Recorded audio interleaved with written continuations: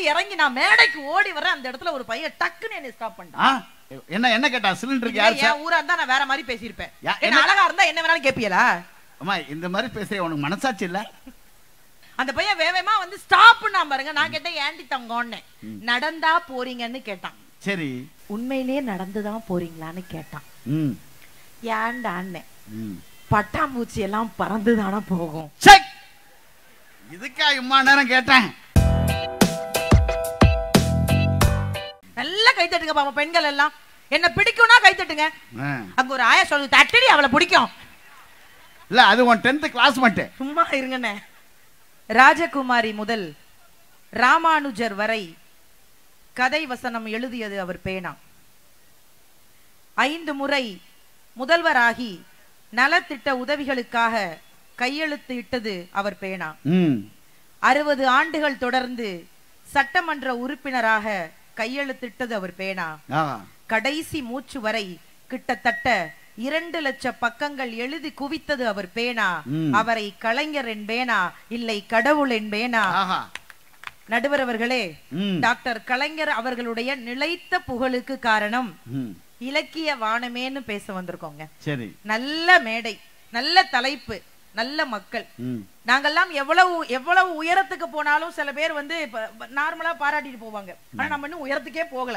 ஆனா நம்மள உயரத்துக்கு போன மாதிரி நினைச்சு என்னைக்குமே எங்க அண்ணன் மாசு அவர்கள் எந்த மேடை ஏறினாலும் மனதார எங்களை பாராட்டக்கூடிய அந்த எண்ணம் இருக்குல்ல, அது நாங்க மேடையில இருந்தாலும் சரி எங்களை என்னைக்குமே பாராட்டக்கூடிய அந்த மனம் என்னைக்குமே அவர் ரொம்ப நல்லா இருக்கணும்னா அவ்வளவு ஒரு வெள்ளந்தியான ஒரு மனிதர்.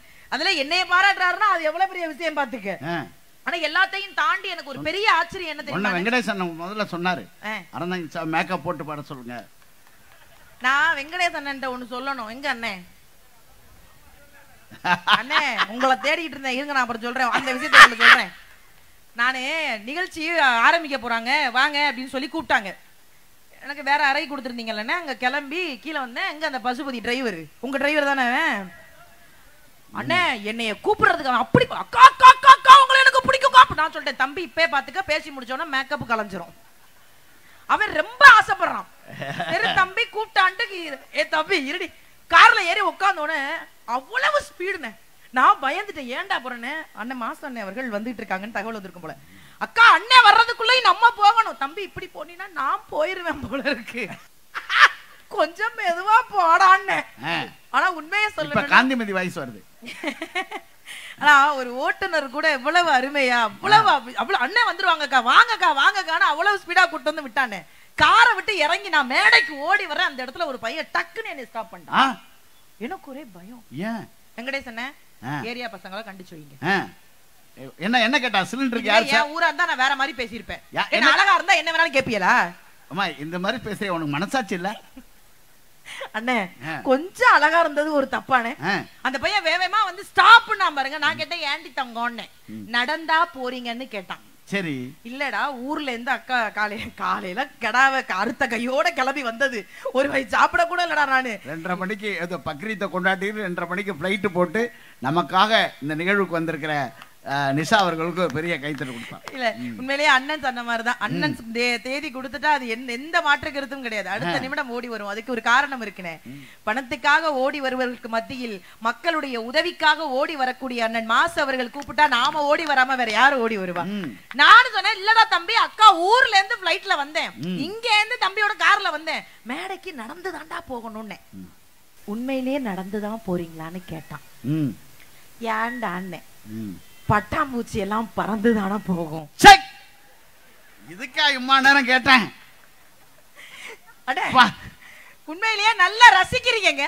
சில ஊர்ல எல்லாம் ஆனா எனக்கு என்ன இந்த ஊர்ல பயம்னா ரவுண்டு கட்டி ரசிக்கிறீங்க. தம்பி கேமராமேன் ரவுண்டு கட்டி ரசிக்கல, பேசலாம் கிளம்ப முடியாது. அப்படி எல்லாம் கிடையாதுனே. நல்ல மக்கள். ஏன்னா வந்தோடனே எல்லா பெண்களையும் பார்த்தேன், பயங்கரமா என்ன வரவேற்றாங்க. அதுல ஒரு அக்கால என்ன கூட்டிட்டே இருந்தாங்க, ரொம்ப பிடிச்சிருந்தது. நல்லா ரசிக்கிறாங்க இந்த ஏரியால. சில ஊர்ல ரசிக்கவே மாட்டாங்கன்னு. அன்னைக்கெல்லாம் எங்க ஊர் பக்கம் நான் 1/2 மணி நேரம் பேசிட்டு இருக்கேன் சகோதரி. பேசி யாருமே கேட்காமலாம் இருக்க மாட்டாங்க. ஏ குறுந்தாடி கொதறி போடுவேன். உண்மை அவ்வளவு நேரம் பேசிக்கிட்டு இருந்தேனே. இப்ப நம்ம பேசும்போதெல்லாம் உங்களுக்கு ஸ்நாக்ஸ் சூப் இந்த மாதிரி விஷயம் வருது இல்ல. ஆனா வெங்கடேசன் சூப்பு கொடுத்த ஒரு மேடம் இந்த மேடம் தானே டாப்னு. அதுக்கு எவ்வளவு ஸ்நாக்ஸ் வெரைட்டிஸ் பாத்துக்கங்க. நானே டயட்ல இருக்கேன். இன்னைக்கு நான் சாப்பிட்டுட்டேன் எல்லாத்தையும். எல்லா ஊர்கள்லயும் இந்த மாதிரி காஃபி டீ தானே. டேய் பசுபதி, என்னைய முடிக்காம நீ இந்த இடத்த விட்டு போக மாட்டியா? அண்ணே போகும்போது வேற ஆளோட அனுப்பிச்சு வைக்கின்ற. இல்ல இல்ல இல்ல, அவர்தான் உன்னை கூட்டு போறதா இருக்கு. நான் கூட விருகம்பாக்கம் வரைக்கும் தம்பியை கூட்டிட்டு போய் விட்டுறலான்னு பார்த்தேன். எங்க தாத்தா பாட்டி எல்லாம் வரும்போது காமிச்சான்ட்டு. ஆனா இந்த பேசிட்டு இருக்கும் போது டீ காஃபி குடுக்கறது பெரிய விஷயம் கிடையாது தங்கம். நான் பேசிக்கிட்டு இருக்கேன், ஒரு ஊர்ல எனக்கு ஊக்கத்தொகை மாதிரி 1000 அப்படிலாம் வரல, ஒரு 50 100 கொடுத்துட்டு இருந்தாங்க. உண்மையாவே ரொம்ப பெருமையா சொன்ன 36 விருதுகள் வாங்கி இருக்கிற, வாங்கலான்னு இருக்காங்க, ஒருத்தன் தரமாட்டான். எனக்கு விஜய் டிவில ஜம்பளமே தர மாட்டாங்க. ஐயோ கேமராவா? அனைத்து பிரஸுக்கும் நன்றி, உங்களுடைய வேலைகளை நாளைக்கு இருந்து ஒரு 7 மாசம் சம்பளம் நீ வராது எனக்கு. அண்ணே ஒருத்தர்லாம் எந்திரிச்சு நான் பேசிக்கிட்டே இருக்கேன், 10 நிமிஷத்துக்கு ஒரு தடவை எனக்கு 100 ரூபாய் 200 ரூபாய் 300 ரூபாய் கொடுத்துக்கிட்டே இருந்தாருன்னு. எனக்கு ஒரே சந்தோஷம், பேசுற சம்பளத்தை விட கூட வந்துரும் போல இருக்கேன்னு நானும் வாங்கி வாங்கி பையில வச்சுக்கிட்டு நன்றி நன்றின்னு சொல்லிட்டு நான் வீட்டுக்கு போலான்னு வீட்டுக்கு போறேன். ஏன் வீட்டு வாசல்ல எனக்கு முன்னாடி அந்த அளவுக்கு உட்கார்ந்திருக்காரு. காசு தானே கொடுத்தாரு, இவர் எதுக்கு வந்திருக்காருன்னு நம்ம சரி அண்ணே வாங்கினேன் என்னண்ணே அப்படின்னே. இல்ல தங்கச்சி நைட்டு போதையில தெரியாம கொடுத்துட்டேன். வீட்டுக்கு போனா எங்க பொண்டாட்டி விளக்க மாத்தால அடிக்கிறா, கொடுத்த 3250 போதையிலையும் கணக்கு பண்ணி கொடுத்துருக்கான் பாரு. கொடுத்த 3250 கொடுத்துருத்தான்னாரு.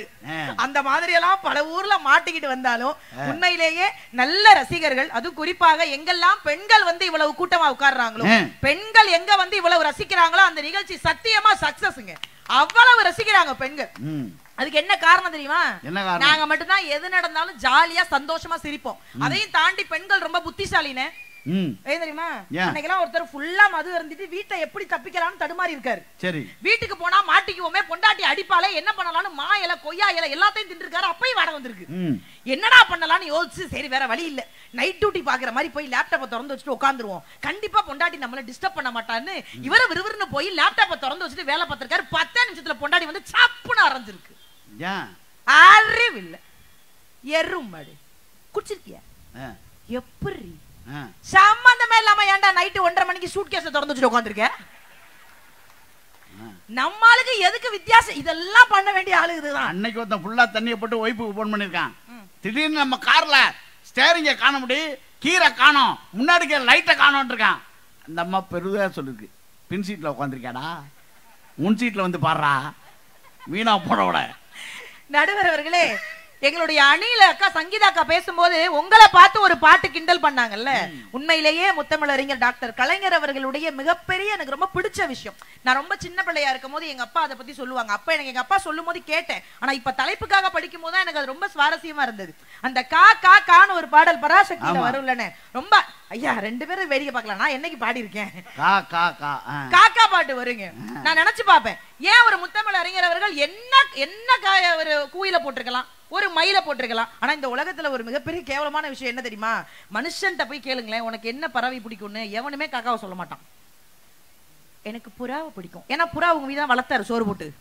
புறாவை பிடிக்கும், மயில பிடிக்கும், கிளியை பிடிக்கும், எல்லாம் பிடிக்கும்பாங்க. ஆனா காக்காவை யாருக்கும் பிடிக்காது. ஆனால் அறிவியல் ரீதியான ஒரு உண்மையான விஷயம் என்ன தெரியுமா? நாயை விட நன்றி உடையது காக்கான்னு சொல்றாங்க. நீங்க ஒரு நாள் உணவிட்டால் கூட உங்களை எங்க பார்த்தாலும் அந்த காக்காக்கு ஞாபகம் வரும்னு சொல்றாங்க. அதையும் விட ஒரு படி கூடுதலாக முத்தமிழறிஞர் டாக்டர் கலைஞர் அவர்கள் அந்த படத்துல அந்த பாட்டுல காக்காவை வச்சதுக்கு இன்னொரு காரணம் என்ன தெரியுமா? எந்த இடத்துலயும் நீங்க ஒரு காக்காக்கு சாப்பாடு போடுங்களேன், தான் மட்டும் சாப்பிடாம தன் இனத்தையே கூட்டிட்டு வந்து சாப்பிடக்கூடிய பறவை காக்கா மட்டும் தான் சார். அதே மாதிரிதாங்க, தான் மட்டும் வாழாம தன்னை சார்ந்தவர்களை வாழ வைப்பதில் திராவிட முன்னேற்ற கழகம் நிகர் எதுவுமே கிடையாது. பராசக்தி இந்த உலகத்தை படைத்திருக்கலாம், ஆனால் அந்த பராசக்தியவே படைத்தது முத்தமிழறிஞர் டாக்டர் கலைஞர் அவர்கள் என்று வாலி அவர்கள் ரொம்ப அழகா சொல்லுவாங்க. ஆனா இந்த படத்துல ஒரு காட்சி வரும்னு, மரியாதைக்குரிய சிவாஜி கணேசன் ஐயா வந்து அந்த ஒரு சிலை கீழே படுத்திருப்பாங்க. காவல்துறை நண்பர்கள் வந்து அந்த குச்சியை வச்சு அப்படி தட்டிட்டு அவரை எழுப்புவாங்க. எந்திரிச்ச உடனே கேட்பாங்க, பிட் பாக்கெட்டா பிட் பாக்கெட்டாடா? உடனே சிவாஜி கணேசன் ஐயா 2 பாக்கெட்ல கையை விட்டு சொல்லுவாரு, இல்ல எம்டி பாக்கெட், அங்க ஒண்ணும் இருக்காது. அடுத்த நிமிஷம் கேட்பாங்க, என்னடா முழிக்கிறேன்னு. அதுக்கு அழகா சொல்லுவாரு, தூங்குறவனை எழுப்புனா முழிக்காம வேற என்னையா பண்ணுவாங்கன்னு. ஒரு வசனத்துல கூட நகைச்சுவையை கொடுக்கறாங்கல்ல, அது அது அவருக்கு மட்டும் தாங்க பொருந்தும். அதை விட அவங்க அண்ணன் அதுல வந்து இந்த பிச்சைக்காரங்களோட போயிருவாங்க. எஸ்எஸ்ஆர் வந்து பிச்சைக்காரங்களோட போயிருவாங்க. திரும்பி குடும்பம் எல்லாம் ஒண்ணு சேரும். அதுல மூத்த அண்ணன் நீதிபதி சொல்லுவாரு, எல்லாரும் ஒன்னா இருக்கும், இனிமே ஒன்னாவே இருப்போம். உடனே எஸ்எஸ்ஆர் சொல்லுவாரு, அடுத்த வாரம் பிச்சைக்காரர்களுடைய மறுவாழ்வுக்காக நிதி திரட்ட போறேன் அப்படின்னு சொல்லுவாருங்க. உடனே அதுக்கு நீதிபதியா இருந்து சொல்லுவாரு, இன்னுமா அந்த பிச்சைக்காரர் கூட்டத்துல போய் சேர போறேன்னு. அதுக்கு ரொம்ப அழகா வசனம் வச்சிருப்பாங்க, யாரும் இல்லாத பொழுது எனக்கு அங்கீகாரம் கொடுத்து என்னை ஆதரித்தது பிச்சைக்காரர்கள் தான், அவர்களை நான் கடைசி வரையில் நினைவுபடுத்திக்கிட்டே இருப்பேன்னு சொல்லுவார். அது வெறும் வசனத்தோட முடிக்கலங்க. தலைவர் அவர்கள் முதல்வராகி பல திட்டங்கள் போட்டப்போ பிச்சைக்காரர்களுக்கென்று மறுவாழ்வு திட்டத்தையும் கொண்டு வந்தது நம்முடைய டாக்டர் கலைஞர் அவர்கள் தான். அதுக்கு என்ன காரணம் தெரியுமா? எழுதுவது ஒண்ணு, பேசுவது ஒண்ணு, வாழ்க்கையில் நடைமுறைக்கு கொண்டு வருவது ஒண்ணு இல்லாம எல்லாத்தையும் செயல்படுத்தி கொடுத்தவர் நம்முடைய முத்தமிழ் அறிஞர் தானங்க. அதுல பெரிய சந்தோஷம் என்ன தெரியுமாங்க? இப்ப நாங்கெல்லாம் வீட்டுல இருக்கோம்ல, நான் ஏற்கனவே உங்ககிட்ட சொன்னேன் அந்த விஷயத்தை. காவல்துறை இல்லனே, காவல்துறை நண்பர்கள் போன வாரம் வீட்டுக்கு வந்தாங்க ஒரு தடவை.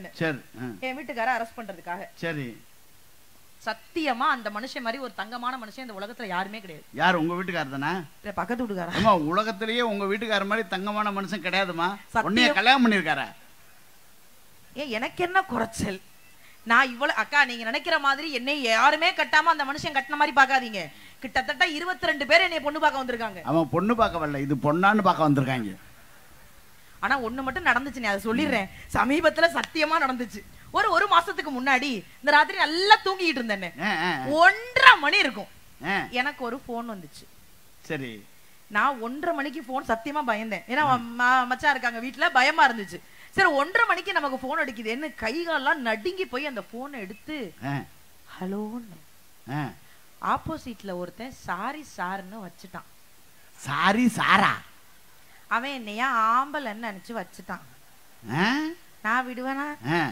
திரும்பி போன் அடிச்சு நான் பொம்பளைங்கிறத கன்ஃபார்ம் பண்ணணும்னு ராத்திரி 1:30 மணிக்கு திரும்பி அவனுக்கு போன் அடிச்சு ஹலோன்னு திரும்பி அவன் சாரி சார்னு வச்சுட்டான். எனக்கு கடுப்பு, சம கடுப்பு. நாமளே போன் பண்ணி அவன் சொல்லுவோம் நம்ம லேடிஸ் அப்படின்னு சொல்லிட்டு, திரும்ப நான் கால் பண்ணி அவன் பேசுறதுக்கு முன்னாடி நான் பேசுனேன். ஹலோ யோ, என்ன ஹலோ ஹலோ, ராத்திரி 1:30 மணிக்கு போன் பண்ற, நீ பாட கட் பண்ற. அவன் கடைசி வரைக்கும் ஒரே முடிவுல இருந்தான். இல்ல சார், சார் தான் ராத்திரி இந்த மாதிரி 1:30 மணி 2 மணிக்கு கால் பண்ணுவோம் சார். யாராவது ஒரு லேடிஸ் எடுப்பாங்க, பேசிக்கிட்டு இருப்போம். பாருங்க சார், இன்னைக்கு நீங்க எடுத்துட்டீங்கன்னு வச்சுட்டான். எனக்கு அழுகையும் தீரல, ஆத்திரமும் தீரல. 1:30 மணிக்கு ஓன்னு அழுதுட்டு இருக்கேங்க. பக்கத்துல ஒண்ணு படுத்துச்சுல, எந்திரிச்சு கேக்குது, ஏன் மூதேவி அழுகுறேன்னுச்சு. ராத்திரி 1:30 மணிக்கு என்ன ஒருத்தன் ஆம்பளைன்னு நினைச்சுட்டான். தங்கோங்கிறேன், 13 வருஷமா உன்னை ஆம்பளை நினைச்சுதான் நான் குடும்பம் நடத்திட்டு இருக்கேன். பேசாம இரு, உயிரை வாங்காதன்னு. நான் அந்த முன்னாடி ஒண்ணு பின்னாடி ஒண்ணு இருக்கிறது சத்தியமா நாங்க கிடையாதுன்னு. இப்ப நாங்கெல்லாம் பெண்கள், அது குறிப்பா அப்பா பெண்களை பத்தி பேசும்போது நல்லா கை தட்டுறோம். இல்லன்னா பேச மாட்டேன், உங்களுக்கு சப்போர்ட்டே பண்ண மாட்டேன். நாடு மேக்கப் கலையகளையே பேசிக்கிட்டு இருக்கேன். உண்மையிலே பெண்கள் இவ்வளவு சந்தோஷமா, எங்களுக்கு எல்லாம் என்ன தெரியுமா பெரிய ஆசை, இந்த கோடீஸ்வர மாப்பிள்ளை வேற அப்படிலாம் ஆசைப்பட மாட்டோம். எங்களுக்கு எல்லாம் அதிகபட்ச ஆசை என்ன தெரியுமா? என்ன ஆசை? பாண்டியன் ஸ்டோர்ல வர்ற மூர்த்தி மாமா மாதிரி புருஷன் வேணும்னு ஆசை. சரி, கிரகம் வர்றது பூரா பாக்கியலட்சுமி கோபியா வருது. கோபியை பத்தி தப்பா பேச. அடையா நீ வேற, அவர் தான் தாத்தா ஐயா அப்பாவானாரு. சரியில்லைன்னு கொஞ்ச நாளைக்கு முன்னாடி எங்க வீட்டுக்காரர் நைட் தூங்காமலே சுத்திக்கிட்டு இருக்காரு. வரக்கூடாத வியாதி ஏதாவது வந்துருச்சான்னு விறுவிறுன்னு கூட்டிட்டு போய் டாக்டர்கிட்ட கேட்டேன். டாக்டர் 15 நாளா ராத்திரி எந்திரிச்சு உட்காந்துக்கிறான். வரக்கூடாத வியாதி ஏதாவது வந்துருச்சா டாக்டர்னு கேட்டேன். வீட்டுக்கு யாருமா வந்திருக்கா? என் தங்கச்சி, அவளை அனுப்பு, அவன் தூங்கிடுவான். உன் தங்கச்சியாவது நல்லா இருக்குமா? அது அண்டார்டிகால அமெரிக்கால பிறந்த மாதிரி தான் இருக்கும் எங்க குடும்பமே. ஆனா உனக்கு ஒரு விஷயம் தெரியுமா? எங்க அப்பா தங்கமான மனுஷன் தெரியுமா? என்ன கட்டி கொடுக்கும் போது ஒரு வார்த்தை சொல்லி கட்டி கொடுத்தாரு. சொன்னாரு, என் புள்ள இருக்கிற இடமே தெரியாதுன்னு சொன்னாரு. கல்யாணம் ஆகி 2 நாள் கரண்ட்ல மொத்த குடும்பம் என்னை வீட்டுக்குள்ளே தேடினாங்க சார். அதுல எங்க மாமனார் சொல்றாரு, அவளை கொஞ்சம் சிரிக்க சொல்றா, எங்க இருக்கான்னு பாப்போம். அப்படியெல்லாம் அவமானப்படுத்தினாங்க. ஆனா உண்மை என்ன தெரியுமானே, வாழ்க்கையில பெரிய சந்தோஷம். இப்ப என்னெல்லாம் பொண்ணு பார்க்க வந்தாங்கன்னு சொன்னேன்ல, இந்த கல்யாணத்துக்கு முன்னாடி எல்லாம் 1000 பேசுவாங்க ஆண்கள். அதுல இந்த காதலிக்கும் போது இன்னும் வித்தியாசமா பேசுவாங்க.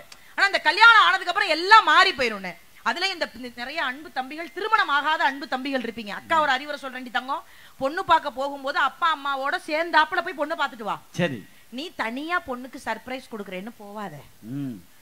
அது மேக்கப் போடாம உனக்கு ஒரு சர்ப்ரைஸ் கொடுக்கும். ஏன்னா நான் கொடுத்தேன். குடும்பத்தோட எங்க மாமியார் வந்துச்சு. அப்பா வந்தோன்னு ஒரு அக்கா கேட்டாங்க, உண்மையிலே மாமியார் நல்லா இருக்காங்களான்னு. வச்சிருக்கேன்க்கா பத்திரமா, என்னைக்கு கிட்னி விலை ஏறுதோ அன்னைக்கு கழட்டிடுவேன். மாசம் பாக்குறாரு, இனி மாமியாருக்கு ஏதாவது ஆச்சுன்னா நான் வந்து நிப்பேன்னு. அண்ணே, எனக்கெல்லாம் ஏன் ஆகுறதுக்கு முன்னாடி எங்க மாமா வந்து பொண்ணு பாக்கலனே. எங்க மாமியார் மாமனார் அப்படிலாம் பேசாதீங்க. திடீர்னு ஒரு நாள் தனியா என்ன பாக்குறதுக்காக வந்தார். சரி. நான் வாசல்ல நைட்டி போட்டு நின்னுகிட்டு இருந்தேன். நான் நைட்டி போட்டா எப்படி இருப்பேன்னு வேணா பிக் பாஸ்ல போய் பாத்துட்டு வாங்க அந்த கருமத்தை. அந்த 77 நாள் அவன் செத்த பாடு. 77 நாள் பிக் பாஸ் வீட்ல இருந்தேன் சார். வெளியில வந்த உடனே எங்க வீட்டுக்காரர் தான் ஃபர்ஸ்ட் போன் பண்ணேன். ஓட்டு போட்டியான்னு. ஓட்டு போட்டேன்டினார். நீ ஓட்டு போட்டா நான் எப்படிடா வெளியில வந்தேன்? நீ வெளியில வரணும் தான் வேற ஆளுக்கு ஓட்டு போட்டேன். அவ சமீதாக்கு போட்டாப்ல கேட்டேன். நைட்டியை போட்டுக்கிட்டா உள்ள சுத்திக்கிட்டு திரியற அப்படின்னு. நான் வாசல்ல நைட்டி போட்டு நின்னுட்டு இருந்தேனே. எங்க வீட்டுக்காரர் அங்கே தூரமா வந்தாருல்ல. நான் அவரை பார்க்கல. எங்க அப்பா பாத்துட்டாங்க.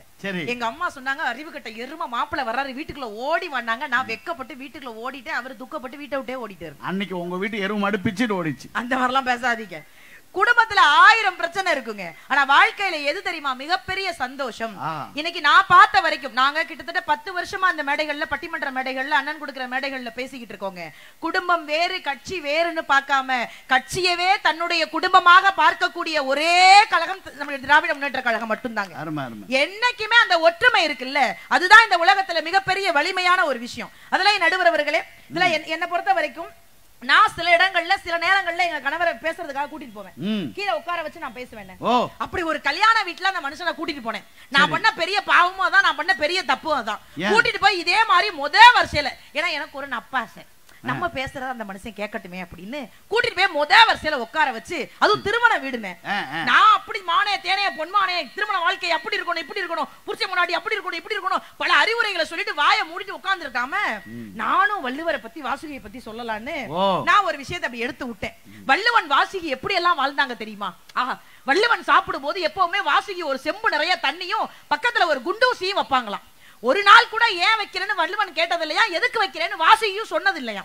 இதே மாதிரி டெய்லி போயிட்டு இருந்தப்ப ஒரு நாள் வள்ளுவன் கேட்டாரா, வாசுகி கேட்டாலாம், ஏன் வள்ளுவரே இதே மாதிரி டெய்லி வந்து செம்பு வைக்கிறேன், செம்பு நிறைய தண்ணி வைக்கிறேன், பக்கத்துல குண்டூசி வைக்கிறேன், ஆனா ஒரு நாள் கூட நீங்க பயன்படுத்தினதே ஏன்னு கேட்டப்போ வள்ளுவன் ரொம்ப அழகா சொன்னாரா, நீ எனக்கு சாதம் பரிமாறும் போது ஏதாவது 1-2 பருக்க சிதறி கீழே விழுந்துரும், அந்த குண்டூசியால அதை குத்தி பக்கத்துல இருக்க செம்புல இருக்க தண்ணியில அலசிட்டு சாப்பிடலாம் நினைப்பேன் வாசுகி, ஆனா ஒரு நாள் கூட ஒரு பருக்கை கூட கீழே சிந்தாமல் எனக்கு பரிமாறிய தாய் நீ அப்படின்னு ரொம்ப அருமையா பாராட்டினாருன்னு சொல்லிட்டு நான் என் வாயை மூடி இருக்கணும். அதுக்கப்புறம் தானே சனி தாண்டவம் ஆடுச்சு. அவங்க 2 பேரும் எப்படி எல்லாம் வாழ்ந்தாங்க தெரியுமா? ஒரு நாள் வாசுகி கேணியில தண்ணி அரைச்சிட்டு இருந்தாங்களாம். வாசல்ல வள்ளுவன் வாசுகி வாசுகின்னு கூப்பிட்டாங்களாம். உடனே அந்த அம்மா அப்படியே கைத்த போட்டுட்டு வெளியில போய் என்னங்கன்னு கேட்டுட்டு திரும்பி வந்து பார்க்கும்போது அந்த வாளி அப்படியே நின்னுச்சாங்க அப்படின்னு நான் சொன்னேன். கீழே உட்கார்ந்த என் பைத்தியம் இதை யோசிச்சிருந்திருக்கு. இப்படியும் டெஸ்ட் பண்ணலாமா? பண்ணிடுவோம். கரெக்டா 10 நாள்ல எங்க வீட்டுல மோட்டர் ரிப்பேரா போச்சுனே. எங்க வீட்டுல ஒரு கேணி இருக்கு, இன்னும் நாங்க அதை தூத்தல. ஏன்னா என் மாமியார் இன்னும் போகல, அது போனதுக்கு அப்புறம் தூத்துக்கலான்னு வச்சிருக்கேன். நானும் அந்த கேணியில போய் தண்ணி இறைச்சிக்கிட்டு இருக்கேன்னு வெளியில இருந்து ஒரு சத்தம். எங்க வீட்டுக்காரு நிசா நிசா நிசான்னு கத்துனார்ல, நான் பதறி அடிச்சு ஓடுனேன். ஏதோ ஆயிப்போச்சு போல ஏதோ ஆயிப்போச்சு போலன்னு. எங்க நமக்கு என்னங்க தெரியும், அந்த மனுஷன் கத்துனோட அப்படியே வாளிய போட்டு எல்லாத்தையும் போட்டு ஓடி போய் என்னங்க என்னங்கன்னே ஒண்ணும் இல்ல சும்மா தான் கூப்பிட்டேன், வா போய் பாப்போம்னு தோல் மேல அப்படியே கை போட்டு மெதுவா வந்தாரு. வந்து எட்டி பார்த்தாரு, வாளி கயிறு எல்லாம் உள்ள கிடந்துச்சு. எட்டி பார்த்துட்டு என்னையும் பார்த்து, என்ன நானு என்னடா லூசு பேல என்ன என்ன நிக்கல, எது நிக்கல, வாளி நிக்கல. கடுப்பாயிட்டேன். அப்பதான் சொன்னேன், கூப்பிடுற நீ, நான் கூப்பிடுற நான் வாசுகியா இருக்கணும்னு முக்கியம் இல்ல, கூப்பிடுற நீ முதல்ல வள்ளுவனா இருக்கணும். நீ ரொம்ப ஒழுங்கா இருந்தா மட்டும்தான் குடும்பம் சந்தோஷமா இருக்கும். அன்னைக்கு தூக்கி போட்டு மிதிச்சதான் இன்ன வரைக்கும் வாயா திறக்காம குடும்பம் நடத்திட்டு இருக்காரு. நடுவரவர்களே, நீங்க நினைக்கிற மாதிரி குடும்பங்கிறது அவ்வளவு ஈஸியா கிடையாதுங்க. ஒரு சாதாரண குடும்பத்திலேயே 1000 பிரச்சனைகள் இருக்கும் பொழுது ஒரு கழகம், ஒரு மிகப்பெரிய கழகம், அதுல இதுவரைக்கும் எந்த பிரச்சனையும் இல்லாம இவ்வளவு சந்தோஷமா இருக்கிறதுக்கு என்ன காரணம் தெரியுமா? தலைவர் கலைஞர் அவர்கள் உடன்பிறப்பேன்னு கூப்பிட்டது மட்டும் கிடையாதுங்க, உயிரினும் மேலான உடன்பிறப்பேன்னு சொன்னார்ல, தன் உயிரை தாண்டிய உடன்பிறப்பு. கலைஞர் அவர்களே சொல்லியிருக்காங்க, அரசியல்ல எனக்கு ஏதாவது ஒரு தொய்வு ஏற்படும் போது நான் என்னை ஆசுவாசப்படுத்திக் கொள்ளக்கூடிய இடம்தான் இலக்கியம் என்று தலைவர் கலைஞர் அவர்கள் சொன்ன ஒரே காரணத்தை நீங்களும் தீர்ப்பாக தருவீர்கள் என்று சொல்லி, உண்மையிலேயே இதுவரை நாங்கள் பார்த்த கூட்டத்தில் இது ஒரு மிகச்சிறந்த கூட்டம், மிகச்சிறந்த ரசிகர்கள். அதற்கு வெங்கடேசன் அவர்களுக்கு ஒரு பெரிய நன்றியை சொல்லி வாய்ப்பிற்கு நன்றி கூறி விடைபெறுகிறேன். நன்றி, வணக்கம். அருமை அருமை.